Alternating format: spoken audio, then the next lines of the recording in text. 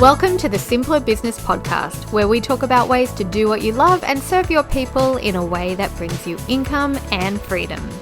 I'm your host, Marissa Roberts. Join me as I chat with my favorite entrepreneurs about how they simplify their biz so that you can simplify yours. Content creation is meant to be fun, but it feels like a grudge task when you're busy or you're feeling uninspired. I don't blame you for procrastinating on creating content when you're not really feeling it. We have all been there. But here, we don't post and ghost. We don't only create content when we feel like it. Instead, we find quick and easy ways to do it so we can still post consistently to help us increase our visibility and connect with our followers, which puts us at top of mind when they decide it's time to buy. Here are my 5 favorite ways to create content quickly and easily. The first strategy is to document part of your day. Don't fill your Instagram stories solely with teaching content. Include the stuff that you think everyone's going to find boring because that's the content that people will most likely relate to and resonate with. That's their opportunity to see what they have in common with you or to get to know you as the person behind your brand. So say good morning, talk about your plans for the day, let your dog say hello, and yes, share what you're having for lunch if you want to. If you go for a walk, take a quick pic, post it when you get home. Ask your followers for their opinion. You can ask them a this or that question. You can put up a poll. You could say, has this happened to you too? And then tell a story. You'll see your engagement and reach boost as a result.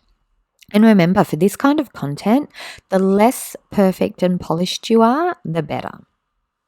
The next strategy is to use templates. I use templates for my podcast episode outlines and show notes, for my social media posts, and for my emails and blog posts. And your templates don't have to be flashy. You don't have to save them somewhere special. Just work with the platforms you're already using to make it nice and quick and easy. So the next time you go to write an email, just go into your email service provider, duplicate the last email, and write over the top of it.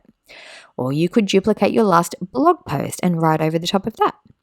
You can use the same podcast interview outline for every single guest if you want to, and then you just go and fill in their name and their topic and their bio and their questions. And for social media posts, you can go into Canva, upload all of your professional photos in there, and then go in and create a dedicated design for each of your social media images so that you've got one for LinkedIn and you've got one for Facebook and Instagram and you've got one for YouTube. And that way you don't have to start from scratch every time. You just copy the last image, swap out the photo, tweak the text, and you're done. Now, if you do want a flashy template for social media, you don't even have to design it yourself. Canva and Creative Market have lots of great template options for you. So I'll leave a link in the show notes to both of those so you can check them out. But the best thing about templates, other than the fact that they'll save you a ton of time and effort, is the way they help you keep your branding consistent. When you use templates, your voice sounds the same every time. Your posts look the same every time. You're easily recognizable, and this consistency, that's what helps build your authority and boost your trust factor. The next strategy is to let the robots help you start the ball rolling. There's a lot of back and forth about tools like ChatGPT, Jasper, Canva Magic Write, lots of back and forth at the moment. But my take is these tools can be a fantastic way to get your momentum going when creating your content. Now, I don't recommend asking AI to write your blog posts or emails or social posts completely for you because you'll lose your sense of authenticity and the connection with your followers is going to suffer as a result if it's not really in your voice. But these robots can be a great starting point to help you come up with ideas for your content that you can then tweak and add to. So you're still creating the content your way and you're still using your own voice and sharing your own experiences. It's just a great way to kick off content ideas and get that ball rolling. The next strategy is to have a good old content brainstorming session. I know you've heard of this before. I'm sure you've done a ton of brainstorming before, but don't discount it just because it's been around for a long time. It's still really, really effective and very, very easy once you get into it. So grab a blank piece of paper or open a fresh Google Doc and jot down the 4 content pillars that you stand for within your niche topic. And then write down 5 questions that people ask in relation to each of those topics. Answer those questions and you've got 20 content ideas ready to go. That's 20 weeks worth of a main content piece like a blog post or a video or an email or a podcast episode. That's a lot in just one session. For example, imagine you're creating content about salsa dancing. Your 4 content pillars could be the dance itself, costumes, music, and your dance partner. And the 5 questions for each. Okay, so for the dance itself, it could just be, what is salsa? Where did it originate? What are the basic steps for beginners? How long does it take to learn to dance salsa? How do I find a good instructor? How can I improve my salsa dancing skills? And then you move on to costumes. What should I wear when I'm in a salsa dancing competition? What type of shoes are best for salsa dancing? How do I look after my salsa costume if it has lots of sequins on it? What should I leave out or what should I avoid when I'm creating my salsa costume? And what should my dance partner wear? Should we match each other? Moving on to music, what's some of the most popular salsa music? How can I find good music to listen to? How can I learn to dance to different kinds of salsa music? What instruments are used in salsa music? Who are some popular music artists? And then dance partners. How do I find a dance partner? What are some good qualities in a dance partner? How do I communicate with my partner while we're dancing? How do I adapt to dancing with different partners? And how can I improve my dance skills with my partner? Okay, that's 20 ideas for salsa dancing content ready to go. So if you're a salsa instructor, feel free to use them. The next strategy is to outsource your content creation.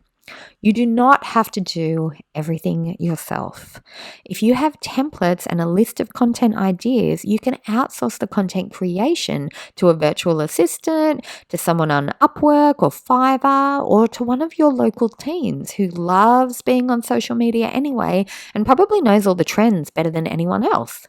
Let them know your bare minimum expectations, give them a step-by-step to follow, and then invite them to get a little creative with their approach if they want to, provided that your general brand voice remains the same. And the last one, which is also my favorite strategy, is to repurpose your existing content. One of the quickest and easiest ways to create content is to just repurpose the stuff that has already performed well before. You can keep it super simple if you want to and just reshare a Facebook post or re-upload a reel or a TikTok, but take the watermark off first. No one's going to your profile and scrolling back through months of content to find when you've posted it before. So some of your best stuff is just hidden away at the bottom of your feed. Reshare it, re-upload it, repost it, just copy, paste, post it again. Or just hit the share button. That's even easier. Or you could record yourself reading a blog post out loud and now you have a podcast episode. That's a great way to repurpose your content. Or you could even do it the other way around. You could take your podcast episode and have it transcribed and that creates a blog post for you. You could do a live video on Facebook and then you download it and you upload it to YouTube. Or you can copy and paste your latest email into a Facebook post. Choose 2 or 3 ways to repurpose your content and do them regularly until you have a pattern going. And then you just document the process and outsource it so you don't have to do it all yourself all the time. And you can focus on the parts of your business that actually need you the most.